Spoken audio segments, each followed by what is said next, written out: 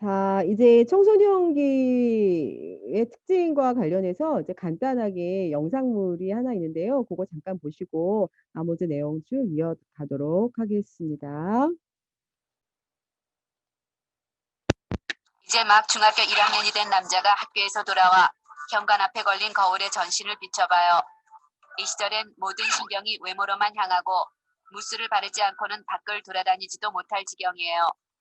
무스로 떡칠해 소가 핥은 듯 쌈박하게 넘긴 머리와 빅뱅 스타일이 마음에 들어요.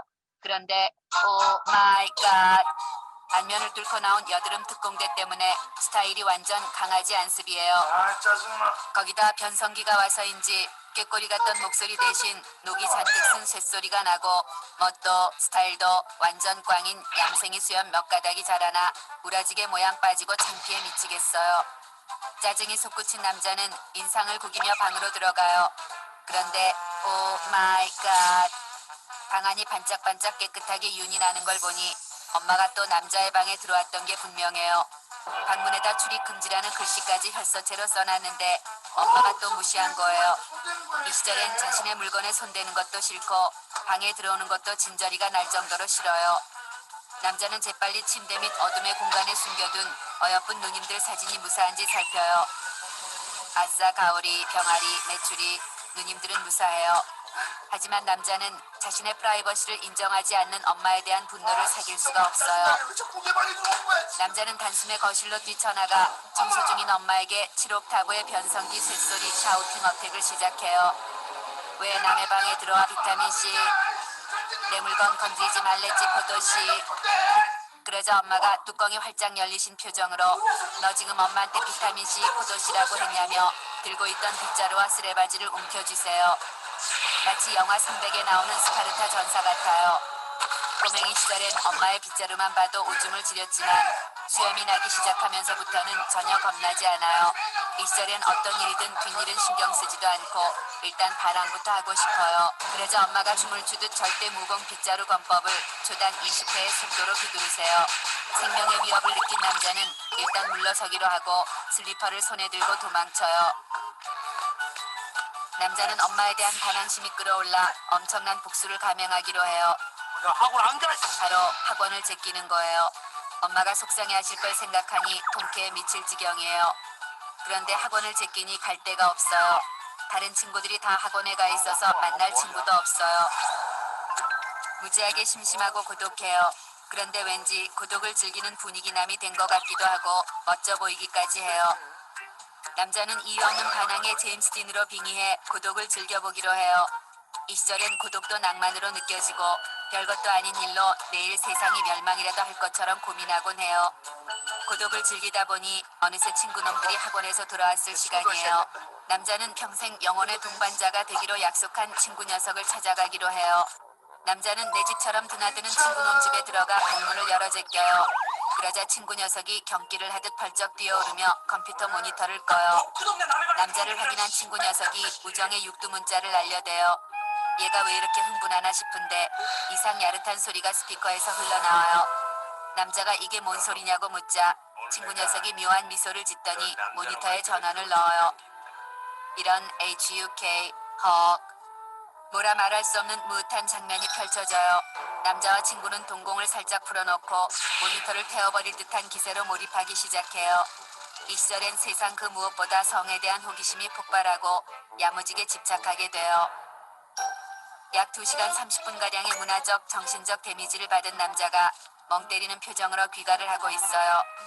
뭔가 무지하게 나쁜 범죄를 저지른 것 같아 영 마음이 무거운데 머릿속엔 자꾸 친구 집에서 본 영상이 계속해서 리플레이돼요. 그때 누군가 남자의 어깨를 두드려요. 깜짝 놀란 남자가 돌아보는데 오 마이 갓, 평소에 짝사랑해오던 옆집 누나예요. 누나가 어디 갔다 오냐고 다정하게 물어요. 당황한 남자는 아무데도 안 갔다 왔고 아무 짓도 안 했다며 도둑이 재발절인 시츄에이션을 선보여요. 누나는 피식 웃더니 남자의 얼굴을 살피며 이야 우리 형돈이 수염 났네, 이제 어른 다 됐네 하며 귀엽다는 듯 머리를 헝클어요. 이런 젠장, 또 애 취급이에요. 벌써 14살이나 되었는데도 남자로 봐주지 않는 누나에게 화가 나기 시작해요. 남자는 누나의 손을 거칠게 뿌리치고 집으로 달려들어가요. 누나 또 보자. 남자가 방으로 들어와 침대에 엎어져 괴로움을 온몸으로 표현해요. 누나 바보, 똥개, 말미잘, 브라질, 낙타. 고등학교를 졸업하면 멋지게 청혼하기로 계획까지 다 세워놨었는데 이렇게 자신의 마음을 헤아리지 못하는 누나가 원망스러워요. 하지만 포기가 안 돼요. 누난 상냥하고 다정하고 결정적으로 예쁘니까요. 누나를 미워하려고 애를 쓰면 쓸수록 누나의 얼굴만 떠오를 뿐이에요. 이래서 현철 아저씨가 사랑을 얄미운 나비라고 했나봐요. 그런데 오 마이 갓, 머릿속에서 누나의 예쁜 얼굴과 낮에 친구 집에서 본 동영상이 합체를 하기 시작해요. 이 시절엔 어떻게 된 게 틈만 나면 야시시한 생각에 빠져들어요. 그래도 그렇지 짝사랑하는 누나 여신에게 이런 불순한 상상을 하다니 죄책감이 쓰나미처럼 몰려와요. 누나 이러면 안 돼요. 남자는 어떻게든 이상한 생각을 못하도록 노력해보지만 아무 소용이 없어요. 아마도 오늘 밤 사춘기 남자는 야시시한 상상에 시달리며 하얗게 밤을 지새울 것 같아요. 다음은 질풍노도의 시기에 돌입한 여자의 사춘기 행동이에요. 중학교 1학년이 된 여자가 벌써 1시간째 외출 준비를 하고 있어요. 이 시절엔 특히 앞머리의 각도와 머리 길이 1mm에도 온 신경이 쏠릴 만큼 외모에 대한 관심과 집중이 폭발해요. 여자는 엄마 몰래 숨겨놓은 화장품으로 톡톡 화장도 해요. 어른들의 니네 나이가 가장 예쁜 거야 라는 말은 다 뻥이라고 생각해요. 그런데 도대체 이 시절엔 입을 옷이 없어요. 헐렁한 옷은 디자인이 너무 안쓰기라 짜증나고 딱 붙은 티셔츠는 봉긋한 가슴이 티가 나서 싫어요. 이 딱 붙는 티셔츠를 입고 나간다면 온 세상 사람들이 여자의 가슴만 쳐다볼 것만 같아요. 옷을 갈아입고 있는데 오 마이 갓, 아빠가 문을 벌컥 열고 무단 침입했어요. 여자는 반사적으로 온몸을 웅크린 다음 왜 노크도 없이 방으로 들어와 옷 갈아입고 있잖아 라며 울트라급 신경질을 투하하며 재빨리 아빠를 방문 밖으로 몰아내요. 이때 여자의 방으로 들어가는 엄마의 모습이 보여요. 불길한 마음에 재빨리 따라 들어가요. 그런데 오 마이, 세상에 이런 일이. 엄마가 여자의 보물 1호 2AM 오빠야들의 브로마이드를 뜯어 쓰레기통으로 투하시키고 있어요. 이 시절 여자는 아이돌 오빠야들과 사랑에 빠져요. 침대맡에 오빠야들의 사진을 붙이고 매일 밤 오빠야들 음악을 들으며 편지를 쓰고 오빠야들의 꿈을 꾸길 기도하며 잠에 들어요. 여자는 독립투사가 나라를 구하듯 온몸을 던져 엄마에게서 오빠들을 구해내요. 이 우주에 나를 이해해주는 사람은 오로지 2AM 오빠들 뿐이에요. 엄마와 대판 싸운 사춘기 여자가 밖으로 뛰쳐나와요. 나를 꼬꼬마 취급하는 아빠도 밉고 나를 이해 못해주는 엄마도 미워요. 왠지 나 혼자 외톨이가 된 것 같이 쓸쓸하고 괜히 눈물도 나요. 여자가 친구들을 만났어요. 이 시절엔 친구가 엄마보다 왔다해요. 집에 있으면 답답하기만 하지만 나와 통하는 게 많은 친구들과 있으면 굴러가는 나뭇잎만 봐도 깔깔깔 웃음이 나는 시절이니까요. 친구들을 만난 여자가 오늘 엄마와 있었던 2AM 오빠 지몬미 사건에 대해 울분을 토해내요. 그랬더니 친구들 모두 하나가 되어 함께 광분하기 시작해요. 이 시절 친한 친구들끼리는 같은 가수를 좋아하는 경우가 많아요. 같은 가수를 좋아하면 마음 맞는 좋은 친구, 내가 좋아하는 가수의 라이벌 가수를 좋아하면 나쁜 친구니까요. 친구들과 엄마에 대한 심도 있는 대화를 마치고 집으로 돌아오는 길이에요. 그런데 오 마이 갓, 여자는 왠지 묘한 기분에 휩싸여요. 아랫배도 살살 아프고 묵직한 것이 확실히 응가배는 아니에요. 이건 분명 난생 처음 느껴보는 기분이에요. 집으로 돌아온 여자가 곧장 화장실로 고고싱해요. 그런데 오 마이 갓, 바로 그것. 친구들을 통해 말로만 듣던 초경이 시작된 것이에요. 여자는 처음 겪는 이 일을 어떻게 대처해야 할지 모르겠고 무섭기도 하고 왠지 창피하기도 해요. 발을 동동 구르던 여자가 당장 엄마에게 달려가 말할까 생각해요. 하지만 왠지 용기가 나지 않아요. 왠지 이것은 엄마에게도 말하기도 이상해요. 이때 엄마가 여자 손을 잡고 엄마 방으로 데리고 들어가요. 엄마는 여자의 두 손을 꼭 잡더니 진짜 여자가 된 것을 축하한대요. 이제 아기도 가질 수 있는 몸이 된 것이라며 진짜 여자가 된 것이래요. 아기? 방으로 돌아온 여자는 방문을 배꼽까지 눌러 철저히 잠근 다음 구석진 곳에 꽁꽁 숨겨놓은 비밀 일기장을 꺼내요. 사춘기 시절엔 비밀 일기장에 고민을 토로하며 자신만의 세계와 비밀을 기록하고 남기고 싶어 해요. 특히 오늘은 일기장에 쓸 이야기가 너무 많아요. 초경을 치른 것이 이상하게 무섭기도 하고 왠지 슬프기도 하며 외롭기도 한 복잡 미묘 요상한 기분이에요. 사춘기 여자는 자신의 마음이 왜 이런지 이해가 되지 않아요.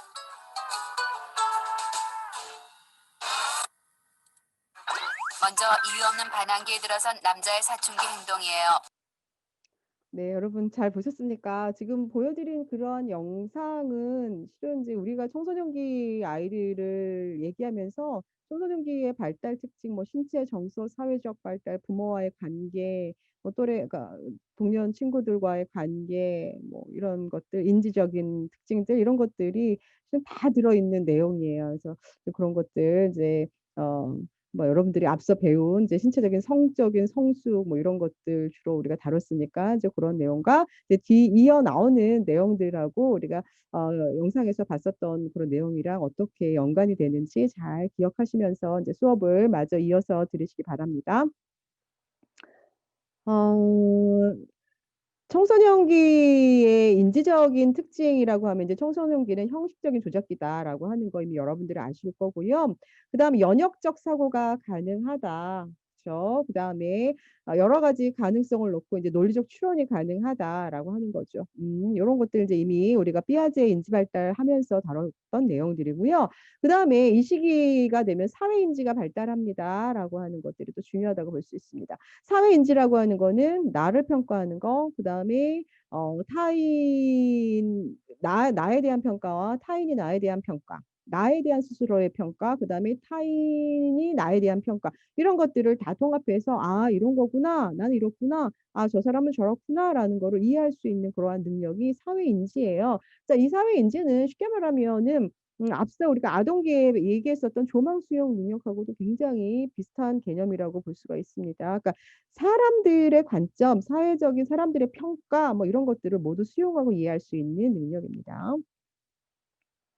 자 물론 이제 모든 사람이 형식적 조작기에 도달하는 거는 아니다. 그래서 이 형식적인 조작기라고 하는 거는 논리적으로 추론할 수 있는 능력입니다. 그래서 되게 인제 그러니까 가상의 것들 뭐 이런 것들에 대하여 그러기 때문에 인지적인 능력, 뭐 지능, 뭐 교육 수준 이런 것들이 영향을 줍니다. 요런 것들이 잘 되어 있지 않으면 실은 이런 어떤 추론할 수 있는 그런 능력들이 충분히 나타나지 않는다라고 하는 거예요.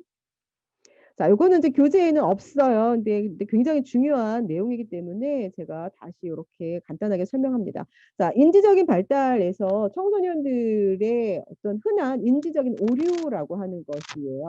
자 이 인지적인 오류라고 하는 것은 여러분들 이러한 이유 때문에 청소년들의 어떤 문제 행동, 부적응 이런 것들이 나타날 수도 있다라고 설명을 하는 두 가지의 중요한 개념입니다.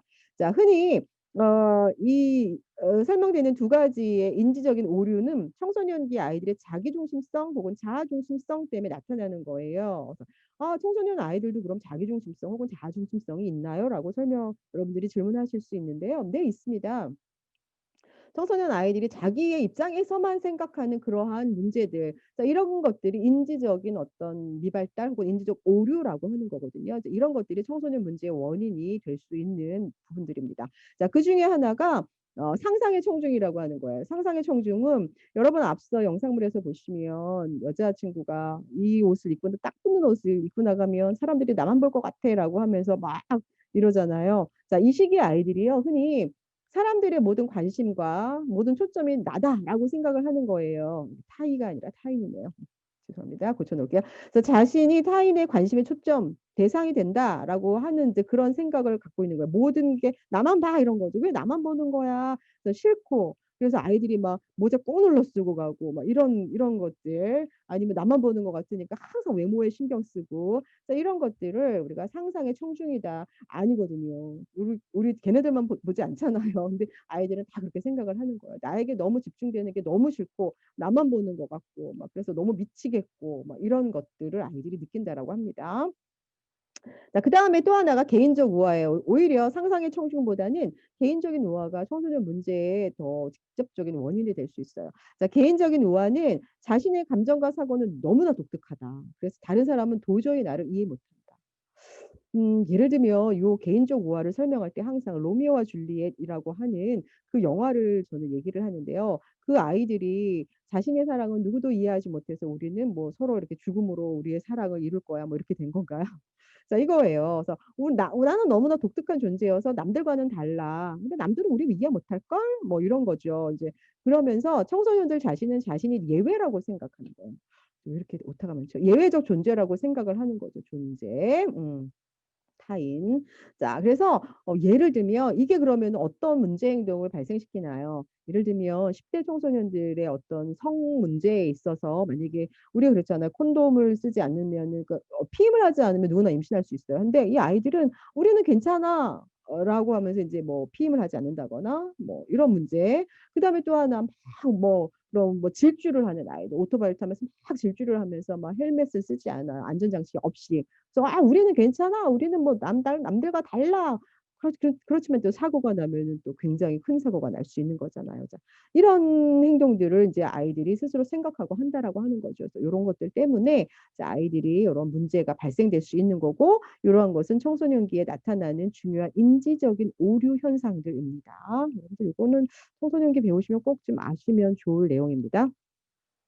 자, 그다음에 이것도 중요하죠. 자, 청소년기의 발달 특징, 발달 과업 굉장히 중요한 게 뭡니까?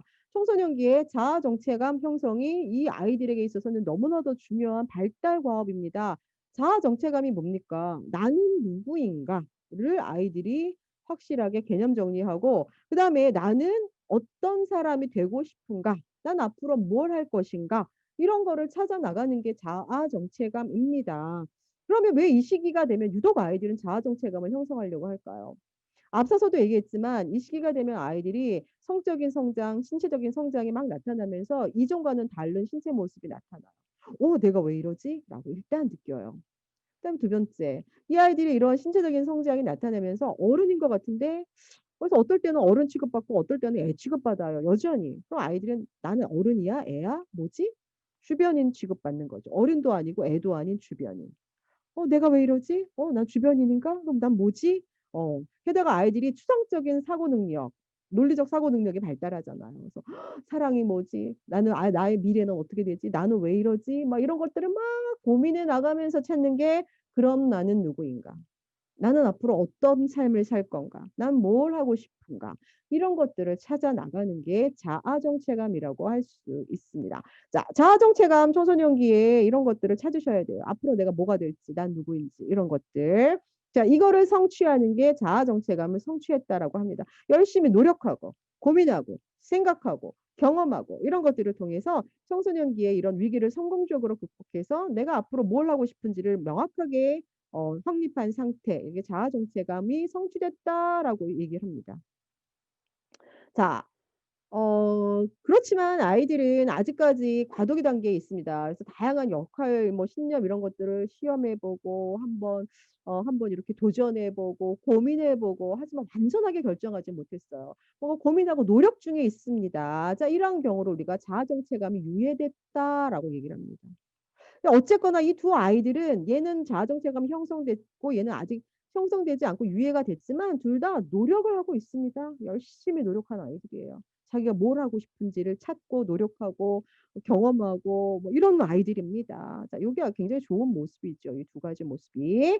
자, 하지만 자, 어떤 아이들은 의사결정했습니다. 의사결정했어요. 내가 뭘 할지 뭐 이런 것들을 결정했습니다. 나 어느 대학 갈지, 내가 앞으로 어떤 직업을 찾을지, 뭐 나 어떻게 살지 결정을 했습니다. 흔히 이제 우리가 이런 걸 자아정체감이 이제 결정이 내가 뭘 할지 결정했다라고 하는데 이 아이들은 좋은 경우에는 내가 고민하고 내가 결정을 해야 하는 게 자아정체감을 제대로 성취한 건데 어떤 아이들의 경우에는 자신이 그런 걸 탐색하지 않고 고민하지 않고 대안을 찾지 않고 부모님이 하려는 대로 부모님의 가치와 기대에 따라서 그걸 그대로 수용해서 하는 경우가 있습니다. 뭐 내가 어느 대학 갈지 부모님이 정해 주셨고 내가 어떤 직업을 선택할지 정해 주셨어요. 그냥 그대로 나는 살아요. 하지만 이미 나는 앞으로 어떻게 살지는 정해져 있잖아요. 이런 아이들 흔히가 자아 정체감이 유실됐다라고 합니다. 그러니까 부모님의 뜻에 따라가는 아이들.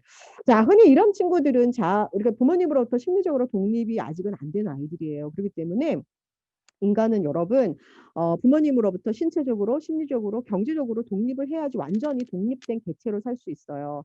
그런데 신체적으로 그러니까 심리적으로 독립이 이 시기에 잘 안 된 친구들은 또 언젠가는 심리적으로 부모님과 독립을 해야 하는 그러한 시기를 맞아야 합니다. 근데 그게 뭐 만약에 인제 성인기다 뭐 이러면은 인제 좀 더 갈등이 심화될 수가 있다라고 하는 거예요. 그래서 오히려 이 시기에 부모님하고 독립적으로 자신이 스스로 고민하고 결정을 해서 뭔가를 결정을 내리는 것이 훨씬 더 건강하게 성장할 수 있는 거죠. 근데 이제 그렇지 않은 요러한 친구들은 이제 부모님이 인제 원하는 삶을 살게 되는 이제 그러다가 나중에 정말 자신이 스스로 어떤 삶을 살아야 될지를 고민하는 그런 시기가 오게 된다면 훨씬 더 방황하고 갈등하는 그러한 시간이 길어질 수도 있습니다. 오히려 그것이 성인기에 이러한 고민들을 하게 된다면 오히려 성인기의 발달갑인 뭐 결혼을 한다거나 아니면 직업을 선택한다거나 그래서 부모님으로부터 완전한 독립을 하는 거에 굉장히 어려움을 경험할 수 있게 된다라고 하는 거죠. 그래서 열심히 막 좋은 대학 갔는데 '난 이게 나의 길이 아닌가 보여.' 하면서 딱 때려치고 딴 일을 한다거나 하는 친구들도 더러 있잖아요. 이런 친구들의 경우가 자아 정체감이 유실된 친구들이에요. 찾긴 찾았지만 자기 스스로 한 게 아닌 아이들. 자, 우리가 이 친구들은 또 관심도 없고 찾고 싶지도 않고 노력도 안 하는 그래서 '아 그냥 현재의 삶을 즐길 거야.' 뭐 이런 친구들. '정체감이 혼미됐다.'라고 하는 친구들입니다. 자. 요런 친구들은 이제 성인기의 발달로 접어들었을 때 좀 더 어려움을 이 아이들보다 경험할 수 있게 된다라고 하는 거죠. 그래서 이 정체감의 이 4 가지 유형에 대해서도 꼭 기억해 주시기 바랍니다. 자, 청소년기는 앞서서도 얘기했지만 부모님으로부터 심리적으로 독립을 해야 하는 시기입니다. 그쵸. 이제 부모님이 뭐 이래라 저래라 하는 거 뭐 "김치 먹어야지." 뭐 "이런 거 신어야지." "머리는 이렇게 해야지." 이런 거 인제 부모님이 더 이상 간섭하면 안 되는 시기잖아요. 그죠? 아이들이 이제 자신의 개성을 살려서 자신이 하고 싶은 대로 자기가 결정해서 하고자 하는 시기예요. 그래서 요 시기는 부모님들도 아이들이 그렇게 스스로 할 수 있게 뭔가 인제 결정하고 선택한 거를 존중해 주고 할 수 있게 도와줘야 됩니다. 그래야지 심리적으로 건강하게 독립할 수 있게 돼요. 그렇지만은 그러면 이제 완전히 "그래 너희가 알아서 해."가 아니라 아이들이 그래도 잘할 수 있게 뭐 해 주고 지지해 주고 그다음에 아이들이 뭔가 어려움이 있을 때 "자 이건 어떨까?"라고 이렇게 의견도 제시하면서 지도해 주고 그다음에 아이들이 따뜻한 울타리에서 생활할 수 있게 보호해 주는 거 이거 너무 부모님이 해 줘야 할 이게 지도 감독의 역할이에요. 그래서 이런 것들을 반드시 해 줘야 돼요. 그러면서 아이가 스스로 선택하고 결정할 수 있게 도와줌으로써 아이 스스로 독립을 준비할 수 있게 도와줘야 되는 게 어머님, 아버님이 해야 할 중요한 역할이에요. 예전과 똑같이 아동기와 똑같이 부모님이 아이에게 똑같은 행동에 그런 양육 태도를 한다라고 하면 아이들은 굉장히 부모님 봤잖아요. 막 되게 힘들어하고 자기를 꼬꼬마 취급하는 그런 부모님들 너무 막 힘들어하는 이제 그런 것들. 그래서 "엄마랑은 대화가 안 통해." 하면서 방문 쾅 닫고 들어가서 나오지도 않는 그래서 이제 부모하고 완전히 단절된 이제 오히려 이제 그러한 청소년이 될 수도 있다라고 하는 거죠. 자, 이 시기가 부모님이랑 심리적으로 독립을 한다라고 하는 거는 뭐 부모님이랑 말도 안 하고 결정도 뭐 부모님이랑 의논도 안 하고 이러는 게 아니라 부모님의 조력을 통해서 부모님의 따뜻한 보호와 지지와 지도를 통해서 아이들이 스스로 할 수 있게 되어져 가는 그런 시기입니다. 그래서 여전히 부모님과의 그런 소통은 너무나 중요합니다. 완전히 단절되면 이 아이들이 오히려 자신이 무엇을 해야 할지 결정하는 데 더 어려움을 경험할 수 있습니다. 자, 그다음에 자, 이 시기는 우리가 이제 제2의 반항기다라고 했잖아요. 부모님이 막 이제 자녀를 막 야단치려고 그래요. 특히 예전처럼 막 등짝을 한 대 딱 치려고 해도 아이가 이미 나보다 많이 컸어요. 신체적으로 더 건장해요. 그렇기 때문에 이런 물리적 처벌은 가능하지도 않고요. 그다음에 우리가 아이들이 인제 인지적인 발달이 어느 정도 이루어졌잖아요. 그렇기 때문에 그 이전에 부모님들이 아이들에게 했었던 얘기들이 좀 논리적이지 않은 것들이 있어요. 예를 들면 뭐 "김치를 많이 먹어야지 키가 커." 막 이러면서 억지로 김치를 먹이려고 해요. 근데 아이들은 안단 말이에요. "뭔 말도 안 되는 소리냐. 뭘 김치를 먹어야 키가 큽니까 어머님." 그렇지 않습니다." 막 이러면서 더 따지잖아요. 그래서 이런 식으로 아이들의 신체적인 성장과 인적인 발달은 아이들을 진짜 부모님으로 하여금 아이들에게 있어서 어떤 물리적인 처벌이나 통제 이런 것들을 강요하기가 하기도 어려운 시기가 됩니다. 그렇기 때문에 이젠 어때요? 좀 더 좀 성숙된 그런 모습으로 소통할 수 있는 이제 그런 부모님의 양육 태도를 변화시켜야 되는 시기가 또 이 아이들의 청소년 시기이기도 합니다.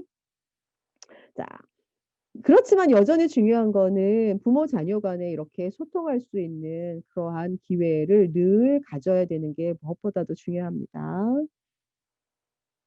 자, 그다음에 부모님과의 그러한 이제 심리적으로 이렇게 분리되면서 그렇지만 여전히 부모님은 자녀를 돌보고 부모와 소통할 수 있는 그런 창구를 늘 마련하는 그런 가족 관계를 만드는 것도 중요하고 자, 이 시기에 또 역시 중요한 건 또래 관계잖아요. "나를 알아주는 건 너희들밖에 없어." 막 이러면서 또래가 되게 중요하게 여겨지잖아요. 자, 이 시기에는 또래가 굉장히 이 아이들의 정체감 형성 아니면 모든 발달에 있어서 너무나 중요한 그러한 대상들이에요. 그래서 항상 만나면 즐겁고 또 많은 정보도 주기도 하고 또 지지도 해 주고 격려도 해 주고 이러면서 아이들이 스스로 굉장히 자신이 괜찮은 사람임을 느낄 수 있게끔 해 주는 게 이 또래가 갖는 굉장히 긍정적인 영향이라고 본다면 또래가 항상 그렇게 긍정적인 영향을 주는 것만은 아니에요. 때로는 또래에 속하지 못한 아이들 같은 경우에 또 때로는 또래에서의 어떤 갈등이나 이런 것들이 있을 때 아이들이 굉장히 힘들어합니다. 오히려 이런 것들 때문에 학업에 굉장히 많은 방해를 받기도 하고 그러죠. 그다음에 또 하나 이런 거잖아요. 똑같이 따라해야 되는 거야. "우리는 친구 아이가." 이러면서 똑같이 따라해 줘야 돼요. 너 이런 거 안 했어? 너 이제부터 우리 친구 아니야." 뭐 이런 거. 강요하는 거죠. 우리 집단이 들어왔으면 이제 이런 거 해야 돼. 따라해야지." 이게 또래 동조성입니다. 그래서 이 시기는 이 또래가 갖고 있는 거는 '우리를 따라해야 돼.' 하고 뭔가 압력을 놉니다. 이제 근데 이 또래 동조가 실은 뭐 좋은 경향으로 나가면 좋습니다만 때로는 바람직하지 않은 방향으로 이 아이들이 또래가 동조하기를 원합니다. 그러면서 바람직하지 않은 그들만의 어떤 행동, 문화 이런 것들을 형성하게 되는 거죠. 이걸 우리가 하위 문화를 형성한다라고 얘기합니다. 자, 이렇게 입으면은 물론 인제 뭐 좋아 보이기도 하지만 때로는 이제 그런 거잖아요. 뭐 어떤 그런 어떤 폭력 문화 그렇죠. 뭐 이런 뭐 예전에 그런 거 많잖아요. 여중생들끼리 뭐 같은 동년배의 친구를 막 뭐 집단 폭행을 한다거나 이게 다 뭐예요? 이게 하위 문화예요, 하위 문화. 그들 간에 너 우리 집단에 왔어? 그럼 우리의 행동을 따라야지." 이게 또래 동조예요. 이제 근데 그 문화가 바람직하지 않아요. 그러면서 그들 간에 뭐 이런 어떤 부적절한 그런 행동들을 한다라거나 학생 신분에 맞지 않는 행동을 한다거나와 같은 그러한 행동 그런 문화를 형성하게 될 수 있다라고 하는 거죠. 이렇게 하위 문화를 형성하는 것과 같은 그런 부정적인 그런 영향을 또 이 또래는 미칠 수 있기 때문에 이 청소년기의 또래는 굉장히 중요하다고 볼 수 있습니다.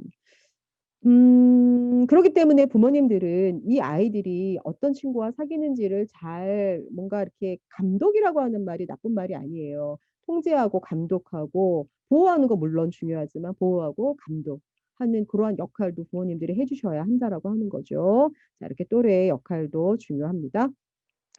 자, 이제 아동기와 청소년기에 인제 우리가 사회복지 실천과 관련돼서 중요한 이슈들이 뭔지에 대해서 잠깐 살펴볼게요. 자, 아동기에 맞닥뜨려지는 이슈들 그 사회복지를 우리가 공부하는 여러분들이 한 번쯤은 고민해 봐야 하는 이슈들입니다. 그래서 학습장애, 뭐 이런 주의력 결핍 과잉 행동 장애, 흔히 우리가 ADHD라고 하는 것들, 그다음에 인제 학교를 힘들어하는 아이들, 뭐 학교에 대한 공포를 갖고 있는 아이들도 있고요. 그다음에 요즘에 아동 비만에 대해서도 되게 관심이 많습니다. 그래서 아동 비만이라고 하는 거는 이제 아무래도 인스턴트를 많이 먹고 패스트푸드 이런 것들 그다음에 운동량 부족 애들이 늘 어려서부터 공부만 하니까 이런 것들이 요런 데에 영향을 미칠 수 있다라고 하는 거죠.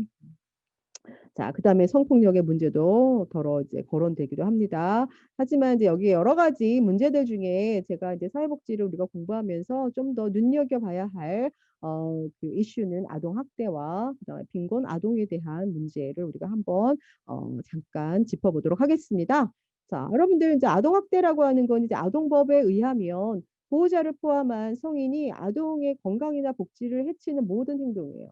신체적으로, 정신적으로, 성적으로 행해지는 모든 폭력행위, 가혹행위를 우리가 아동학대라고 합니다. 이뿐만이 아니라 이렇게 신체적, 정신적, 성적인 폭력행위 혹은 가혹행동뿐만 아니라 아동을 유기하거나 방임하는 것들. 그래서 아동학대 및 방임이라고도 하지 않습니까? 자, 이런 것들을 우리가 아동학대라고 합니다. 여기서의 아동은 18세 미만의 자를 의미하고 보호자는 뭐 엄마, 아빠, 친권자, 후견인, 보호자가 없는 아이들의 경우에는 이제 시설에서 있는 아이들의 경우에는 시설장이 이제 보호자가 됩니다. 우리가 그런 경우를 법적 보호자가 아니라 후견인이라고 합니다. 그다음에 이제 아동을 보호하거나 양육하거나 교육할 의무에 있는 모든 사람들을 우리가 보호자라고 칭합니다. 이런 사람에 의하여 이러한 아이들에게 이루어지는 이러한 모든 행동을 우리가 아동학대라고 이야기를 합니다. 자, 우리 아동학대 사례는 뭐 예전부터 늘 꾸준히 있어 왔습니다. 자, 아동학대를 처벌하기 위해서 만들어진 게 아동학대 특례법이라고 하는 게 있습니다. 이제 아동학대 특례법이라고 하는 거는 아동학대를 당한 아이들을 보호하는 거를 더 강화하고 아동학대를 한 가해자를 더 강하게 처벌하기 위해서 2013년, 2014년에 만들어진 법이 특별법입니다. 자, 그 법이 만들어지게 된 계기는 2013년에 칠곡에서 일어난 계모가 아이를 학대한 그래서 아이가 결국 사망에 이르는 이제 그러한 사건 이후에 이 아동학대 특례법을 만들게 되었어요. 그래서 이 계모 같은 경우에는 아이가 사망했음에도 불구하고 이 칠곡 계모 사건이 여러분들 아마 영화에도 그 모티브가 되어서 영화도 나왔어요. 그래서 어린 의뢰인이라고 하는 그런 영화가 이 칠곡 아동 계모 사건의 모티브가 된 그런 영화입니다. 거기서는 두 자매, 이제 영화에서는 남매로 나오는데 여기서는 실제는 이제 칠곡에서는 자매예요. 그중에 동생이 계모로부터 학대를 받고 사망을 했습니다. 그랬는데 이 사망한 다음에 이 계모가 언니에게 네가 죽였다라고 얘기를 해라. 근데 나중에 알고 그래서 언제 언니가 자기가 죽였다고 얘기를 해요. 근데 나중에 알고 보니까 엄마가 지속적으로 이 아이들을 학대를 한 과정에서 일어난 일들이라고 하는 게 밝혀지면서 굉장히 사회적인 그런 어떤 공분을 산 그런 사건이에요. 그럼에도 불구하고 이 계모가 굉장히 낮은 형량을 받았어요. 4년인가의 형량을 받았어요. 그러면서 시민단체들이 이제 막 난리가 난 거죠. 아동이 사망했는데 그럴 수가. 그러면서 아동이 이렇게 사망한 경우에 가해자에 대해서 학대 가해자에 대한 그런 처벌을 좀 강화시키기 위한 그런 제도가 필요하다라고 한 취지에서 만든 게 아동학대 특례법입니다.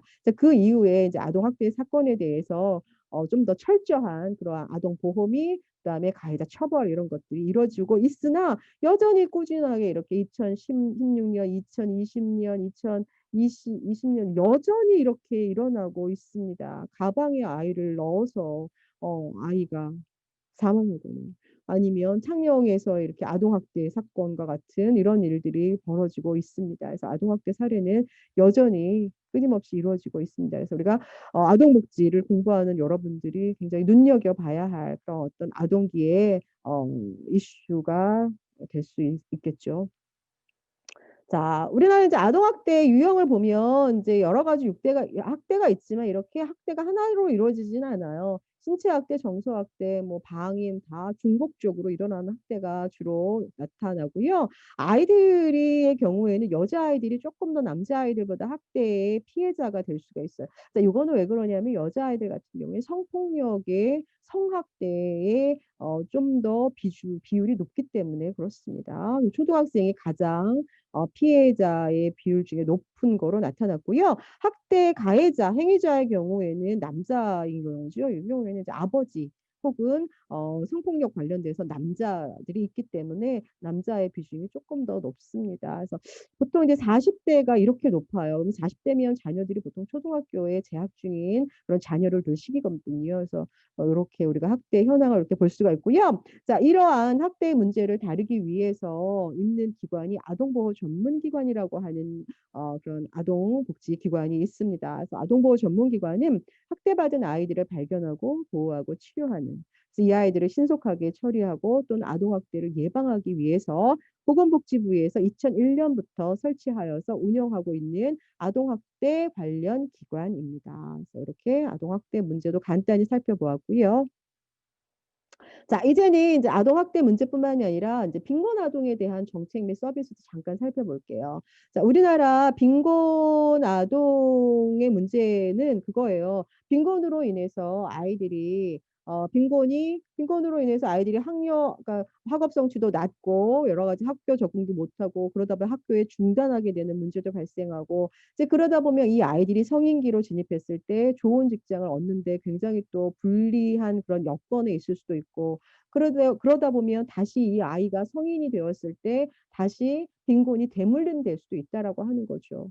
자, 그러한 빈곤의 대물림 현상을 차단하기 위하여 빈곤 가정 아동에 대해서 빈곤하지 않은 아이들과 동등하게 그러한 출발을 할 수 있게끔 여러 가지 지원을 통해서 이 아이들의 성장을 공평한 출발의 기회를 보장함으로써 건강하게 성장할 수 있게끔 도와주는 사회복지 서비스입니다. 이제 빈곤가정 아동을 대상으로 하는 서비스예요. 자, 그 서비스를 우리가 드림스타트라고 부릅니다. 드림스타트는 이거는 공공에서 하는 서비스예요. 쉽게 말하면 정부에서 운영을 하고 있는 공적 서비스입니다. 그러니까 취약계층 아동, 즉 대체적으로 빈곤 아동입니다. 빈곤 아동이 이러한 아이의 처음부터 출발선이 다른 거잖아요. 빈곤하지 않은 아이들과 그렇죠? 빈곤하지 않은 아이들은 뭐 학원도 갈 수 있고 여러 가지 지원도 받을 수 있지만 빈곤한 아이들은 그러한 것들을 받지 못해서 이러한 발달의 결손이 점점 누적이 되어서 다시 내가 또 빈곤할 수 있게 되는 이제 그러한 것들을 차단하기 위해서는 빈곤하지 않은 아이와 빈곤한 아이가 동등하게 출발할 수 있게끔 부족한 부분을 국가에서 심리적인 거, 학업적인 거, 건강과 관련된 거, 인지 발달과 관련된 모든 그러한 영역에 그러한 필요한 지원을 통해서 동등하게 성장할 수 있는 기회를 보장하기 위한 그러한 서비스입니다. 자, 그래서 서비스 이용 대상은 0세에서부터 초등학생까지예요.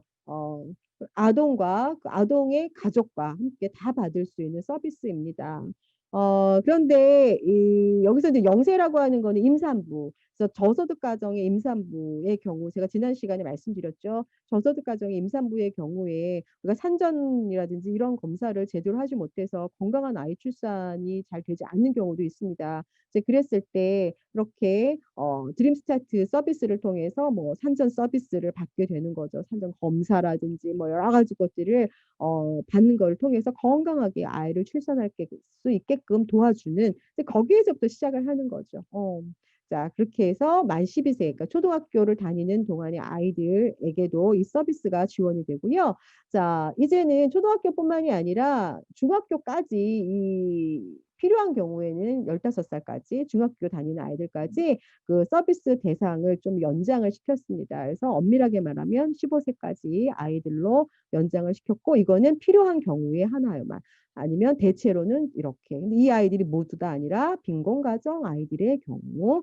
자, 그래서 아이들을 이제 여러 가지 필요한 서비스가 무엇인지를 파악을 해서 제공을 하는 걸 우리가 사례 관리를 한다라고 얘기를 하거든요. 그래서 이러한 사례 관리를 통해서 아이들이 건강하게 동등한 성장을 할 수 있게 지원해 준다라고 하는 거예요. 그래서 이 드림스타트에 있는 선생님들이 가정을 방문해서 아이들의 양육 환경, 발달 상태 이런 것들을 주로 검사를 하고 아이들의 어떤 건강 관리, 학습 지원, 사회 정서 지원, 엄마들 아빠들의 어떤 양육의 어려움 같은 것들을 지원하기 위한 그런 통합적인 서비스를 제공하는 게 드림스타트입니다. 이런 것들을 지금 빈곤가정 아동들을 위해서 제공을 하고 있습니다. 자, 아동 관련해서 이제 문제는 간단히 이렇게 살펴보았고요. 이제 청소년기에 중요하게 대두되는 사회복지 실천과 관련된 이슈가 무엇인지 한번 알아볼게요. 자, 청소년기 하면은 이 이슈가 정말 빠지지 않습니다. 자살과 폭력이죠. 청소년의 자살 문제. 자, 많은 청소년들이 매해 세상을 떠나고 있고 점점 그 추이가 증가 추이에 있습니다.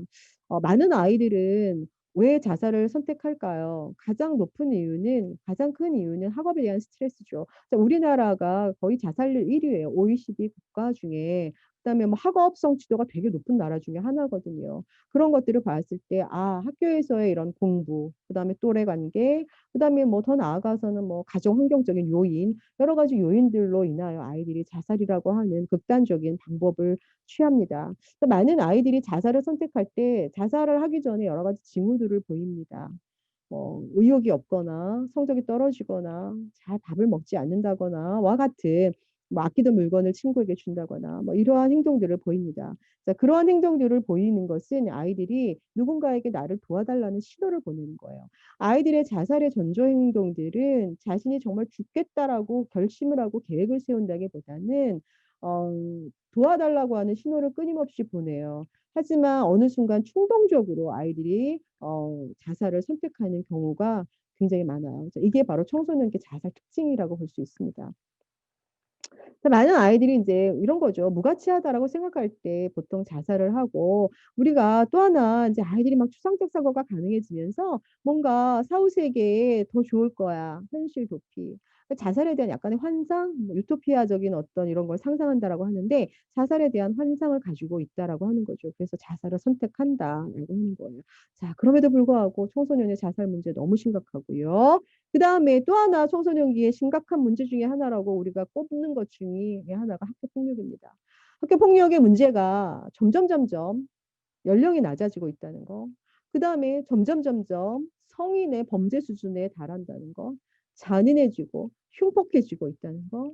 그다음에 예전엔 학교 폭력을 하는 아이들이 대부분이 뭐 학업 성적이 낮거나 학교 적응 못하거나와 같은 아이들이었다면 지금은 그렇지 않다는 거예요. 많은 아이들이 오히려 뭐 학교에서 반장을 한다거나 공부를 잘하는 아이들도 이렇게 학교 폭력의 가해자가 될 수 있다라고 하는 거죠. 그래서 누구나 학교 폭력의 가해자가 될 수 있고 피해자가 될 수 있다라고 하는 사실이죠.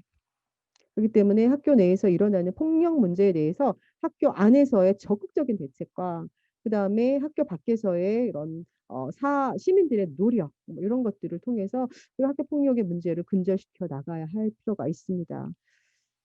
학생 간에 일어나는 이런 언어적, 신체적 폭력, 뭐 강제적 심부름, 따돌림, 금품 갈취, 사이버상에서의 어떤 불링, 따돌림, 폭력을 의미하죠. 이런 모든 것들을 우리가 폭력이라고 합니다. 여러분들 학교 폭력이 무서운 건 그거죠. 일반 폭력과는 달리 모든 아이들이 인지하고 있다는 거죠. 일반 폭력은 한 대 맞고 끝나지만 학교 폭력은 쟤 맞았어." 모든 아이들이 인지하고 있다는 거예요. 그래서 가해 피해를 받은 아이들이 더 학교라는 공간을 힘들어할 수 있게 된다라고 하는 거. 그러면서 지속적으로 폭력이 이어지고 있다라고 하는 게 학교 폭력이 갖고 있는 일반 폭력과는 다른 무서운 현상이라고 볼 수가 있어요. 자, 청소년들 자살의 특징 되게 돌발적이에요. 계획이 없이 충동적으로 나타난다는 거죠. 이제 물론 뭐 계획을 세우기도 하지만 그래도 계획을 세우는 과정은 막 이렇게 하면서 자기가 뭔가 도움을 받기를 스스로 심리적으로 원하는 거라는 거죠. 하지만 이제 실제로 이제 이거를 실행에 옮길 때는 자기도 모르게 충동적으로부터 일어난다는 거, 그다음에 스트레스가 주 원인이라고 하는 거, 그다음에 이 아이들이 자살 행동을 하려고 하는 것들은 도와달라고 하는 신호를 보내는 겁니다. 그래서 옆에 있는 부모나 가족이나 친구의 그런 어떤 민감한 그런 태도들이 이 아이들을 구해낼 수 있고요. 또 청소년은 또래하고 동반 자살하는 경우도 되게 많고 앞서서도 얘기했지만 자살을 통해서 뭔가 이거를 벗어나고 싶은 현실을 도피하고 '자살하면 좀 더 나아지겠지.'라고 하는 판타지를 가지고 있다라고 하는 거예요.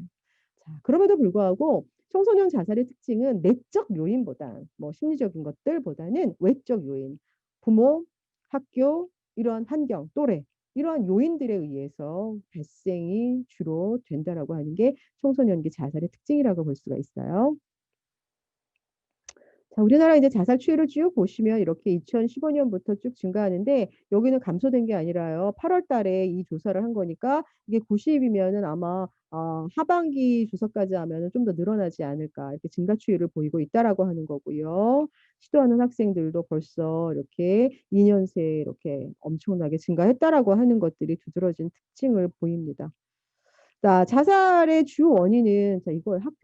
학교 성적. 그다음에 이제 기타 이유가 이렇게 있고 이제 그다음에 또 하나 뭐 가족 갈등 이런 것들이 이제 주 원인이라고 보여집니다. 자, 우리나라 자살률 1 위다.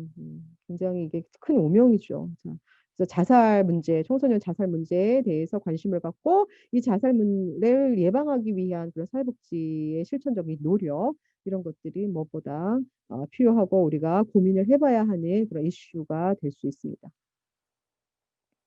자, 또 인제 청소년기에 사회복지와 관련된 이슈는 또 중독의 문제죠. 인터넷 중독. 어 요즘에는 오히려 인터넷 중독보다는 스마트폰 중독이 오히려 더 현실적이지 않을까 싶습니다. 자, 이 스마트폰 중독의 문제는 근데 단 청소년 문제뿐만이 아니라 너무나 이 연령들이 낮춰져 가기 때문에 요런 중독의 문제. 자, 중독은 뭐가 문제냐면 중독은 반복적으로 우리가 사용을 하는 거죠. 우리가 반복적으로 쓰다 보면 내성이 생겨요, 여러분. 내성이 생겨 점점 강한 걸 찾게 되는 거죠. 근데 이걸 딱 끊었을 때 어때요? 덜덜 손이 떨리죠? 금단 현상이 나타나요. 그래서 궁극적으로 일상생활 자체가 굉장히 어려워지는 상황을 우리가 중독이라고 보통 개념 설명을 하거든요. 반복, 내성, 금단, 그로 인한 일상생활 장애. 자, 그래서 이런 중독의 문제를 해결하는 것도 우리가 사회복지 실천 영역, 특히 청소년 복지 영역에서는 중요한 이슈가 될 수 있고요. 뭐 사이버 불링, 그렇죠. 지금의 아이들의 모든 의사소통은 어디를 통해서 사이버상에서 일어납니다. SNS를 통해서. 그래서 이 안에서 일어나는 다양한 폭력 행동들로 때문에 또 많이 힘들어하는 아이들이 있어요. 더군다나 이 사이버 불링의 문제는 뭐냐면 이거죠. 대면하지 않는 거. 시공을 초월한다라고 하는 거.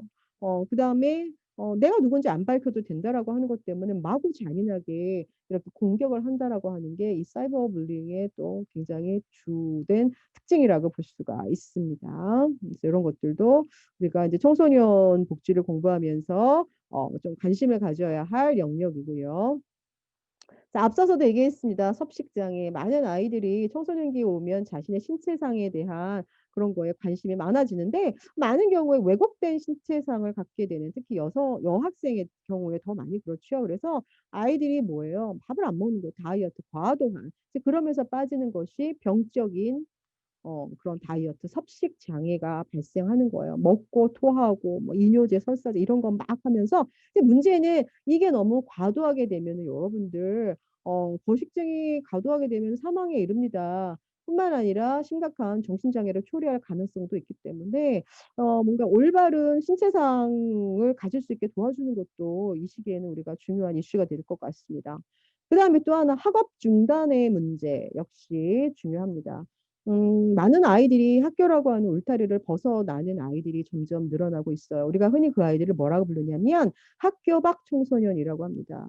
뭐 일부의 아이들은 정규 교육 과정을 벗어나서 대안학교를 선택하거나 아니면 뭐 유학을 선택하거나 아니면 홈스쿨링을 하는 아이들도 있습니다만 그런 거 저런 거 다 하지 못하는 그냥 학교를 떠나고 아무것도 하지 못하는 학교 밖 청소년들도 많습니다. 자, 그러면 뭐가 문제예요? 아무것도 하지 않았을 때 이 아이들이 성인기로 들었을 때 정말 뭐 고등학교도 나오지 않았을 때 직업을 잘 찾는 것들이 쉽지가 않아요. 그래서 최소한의 그런 어떤 고등학교 교육을 이수할 수 있게 도와준다거나 아니면 뭐 꼭 그걸 하지 않을 거예요. 나는 내가 취업을 하고 돈을 벌 거예요 하는 아이들에게는 이렇게 진로를 탐색하고 취업을 준비할 수 있게 도와주거나 하는 이러한 지원이 필요합니다. 무작정 학교 밖을 떠나는 아이들을 그대로 방치하게 되면 그 아이들이 정말 뭐 범죄라든지 이런 것들을 발생을 할 확률이 굉장히 높아요. 그래서 이 아이들을 잘 이렇게 보듬어서 학업을 도와준다거나 아직 마치지 못한 학업을 다 마칠 수 있게 도와준다거나 아니면 직업을 가질 수 있게 지원을 해준다거나와 같은 이런 지원을 통해서 학교 밖 청소년이 건강한 성인기로 진입할 수 있게끔 하는 이제 그러한 지원이 이루어지고 있습니다. 자, 이것이 미안합니다. 2015년 5월 달에 학교 밖 청소년 지원에 관한 법률을 만들었어요. 그러면서 학교를 다니지 않고 있는 학생들에 대해서 다양한 이제 학업 지원, 진로 지원, 취업 지원 이런 것들을 하고 있습니다. 자, 그러한 학교 밖 청소년들을 지원하고 있는 서비스 이름을 우리가 꿈드림이라고 합니다. 자, 꿈드림 사업이 있어요. 그래서 이 꿈드림 사업은 꿈을 드린다 아니면 꿈 자체가 드림이잖아요. 그래서 이렇게 굉장히 이제 중의적인 표현을 하고 있고요. 학교 밖 청소년에게 뭐 꿈과 희망을 드리겠다는 의미로 만든 프로그램 이름입니다. 그래서 다양한 상담, 교육, 직업, 취업 및 자립 이런 프로그램들을 통해서 학교 밖 청소년들이 꿈을 가지고 자신의 미래를 잘 계획할 수 있게끔 그렇게 도움을 주고 있는 학교 밖 청소년 프로그램입니다. 그래서 이 꿈드림 사업은 학교 밖 청소년 지원센터에서 하고 있는 사업입니다. 그래서 이제 서비스 대상, 그 꿈드림 사업의 서비스 대상 뭐 이런 거 이제 여러분들이 그냥 쭉 보시면 될 것 같고요. 자, 이렇게 아이들이 학교 상담도 받고 공부하고 싶은 아이들의 이런 것들도 지원받고 일하고 싶은 아이들, 재능 키우고 싶은 아이들 이렇게 각각 서비스를 받고 이제 궁극적으로 이렇게 학업을 복귀하고자 하는 아이들을 검정고시 지원, 상급 학교 진학을 하는 것도 도와주고 사회로 나가고 싶은 아이들은 취업 지원 같은 것들을 해 주고 있습니다. 자, 이런 것들을 통해서 잘하고 있는지도 이렇게 관리도 하고 있습니다. 자, 이러한 사업들을 통해서 이제 청소년들, 학교 밖 청소년들을 지원해 주고 있죠. 자, 지금까지 이제 아동기와 청소년기의 발달 과업, 그다음에 사회복지와 관련된 여러 가지 이슈들에 대해서 살펴보았고요. 자, 다음 시간에는 이제 우리 마지막 수업입니다. 그래서 청년기, 장년기, 노년기 발달에 대해서 수업을 하도록 하겠습니다. 자, 여러분들 수고 많으셨어요.